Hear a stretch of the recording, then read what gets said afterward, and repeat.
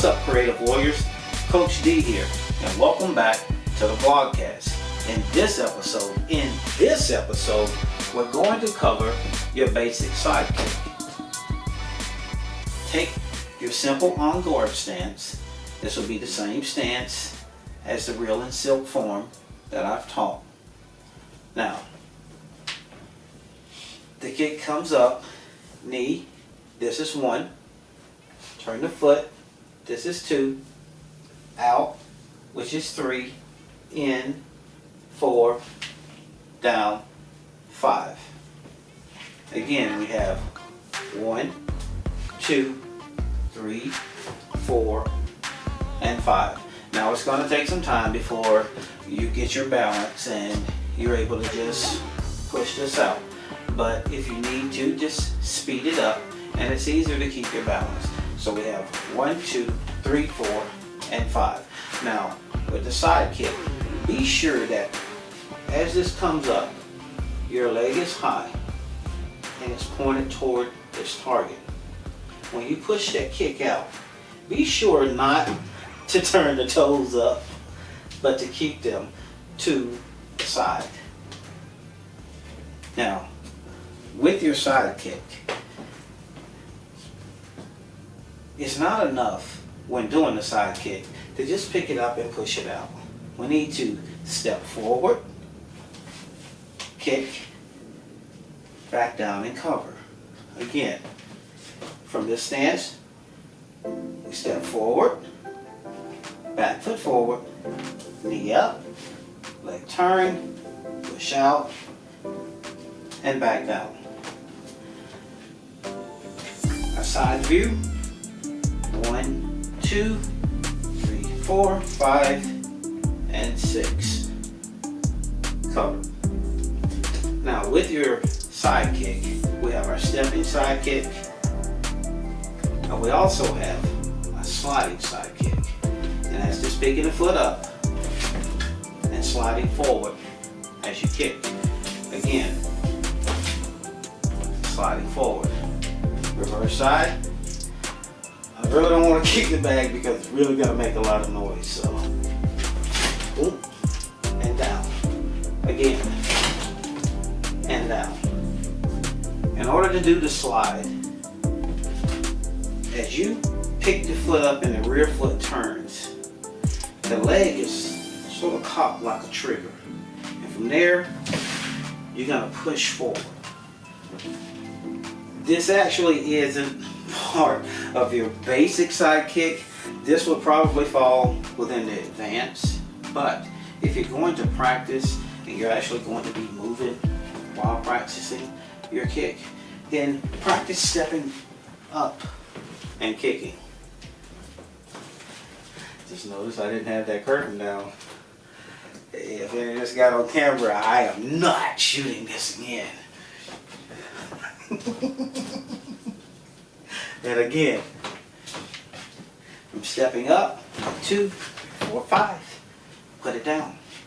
Try to get your foot back to the ground as fast as possible. Remember, as long as your foot is in the air, until the foot touches ground again, you can't change directions. And so when you raise that leg to throw that side kick, you are 100% committed to that kick, unless that kick is going to be a fake, meaning you raise it and come forward to actually throw a punch. So here, maybe a hook, followed by a cross hook. So to fake that front kick, you can slide, but not actually kick. To slide and kick will be here, but to slide and fake the kick will be here. Now, you're faking a kick. So if you're actually faking this kick, don't expect your opponent to be in that same spot. The opponent is going to take at least one step back. You're making an advancement towards that opponent. And the natural movements would be to move back in preparation for probably a downward block to get rid of that kick.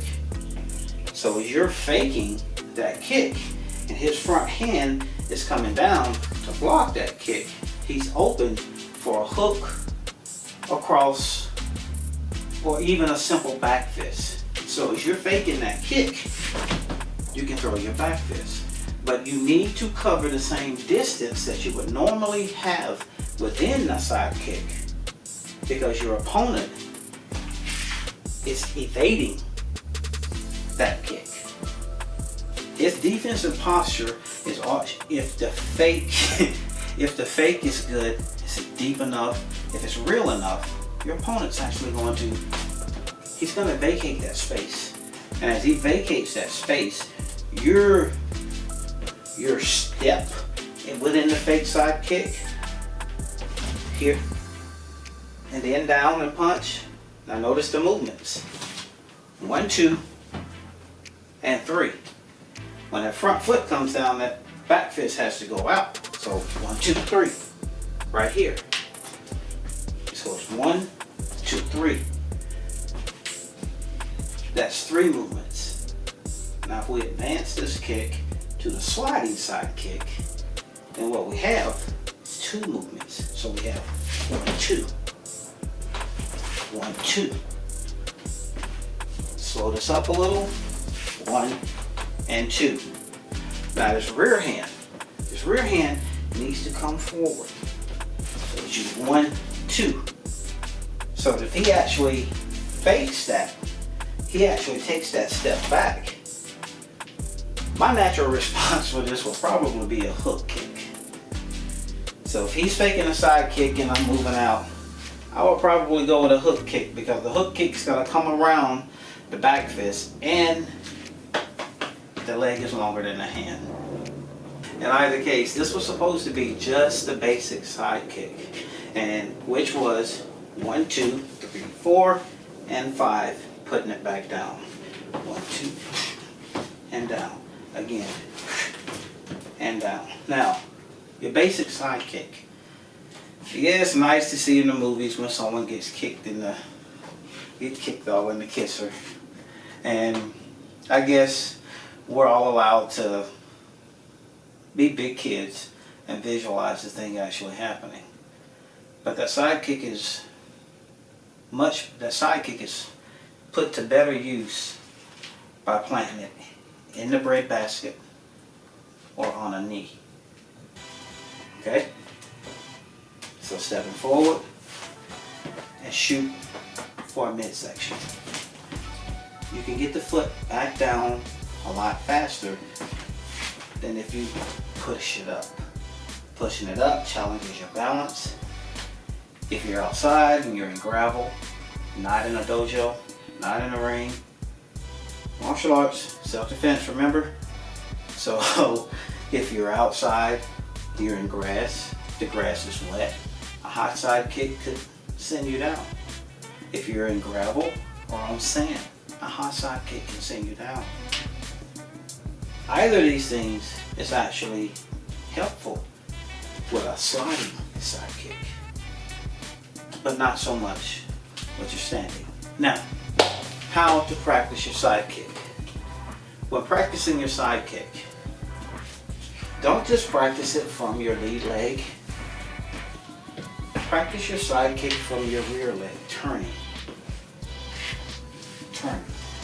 Remember, we're only going for a midsection. So practice it from the rear leg, turning and turning. Then practice it from the front leg, boom, and turning forward. Now, the advanced version is the slide. The slide's always happening off the front foot, always. Now your side kick should also be practiced in reverse. And you just practice the kick, throw the kick from the rear leg, spin to the rear, look over the shoulder, find the target, and kick. Alright, I've got to keep going because in my mind, this is just another karate class. And I'm teaching a side kick. and it really does need to be explained from all angles. So with that being said, not just practicing that kick stepping and not just sliding, but how about a little bounce? Just a little bit of bounce.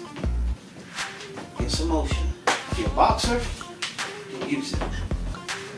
Use it. Okay? Remember, when practicing, rear foot and front foot. Practice your angles, stepping off kicking. Angles, stepping off kicking. I can keep going on with this. Now, in your practice, don't get caught up on just throwing a side kick simple. In traditional martial arts, traditional Gachi Kembo, as I was taught, is side kick followed by back fist. We're traditional here, remember? Side kick, back fist, body punch. Again, side kick, back fist, body punch. Now remember, rear leg is turning on that body punch, just as you would across. Rear leg is turning. Also, side kick, jab cross, followed by hook. So we have 1, 2, 3, 4. 1, 2, 3, 4. Keep the head guarded, keep the face guarded. Add some punches after the kick so that you don't create a bad habit of kicking without punching. Alright, I'm not going to go any further on this. It's been Coach D, training with Derry, or Ladies in Defense. I'll see you in the next video where we're going to cover a front kick. Whoosh. Peace. I'll see you in the next video.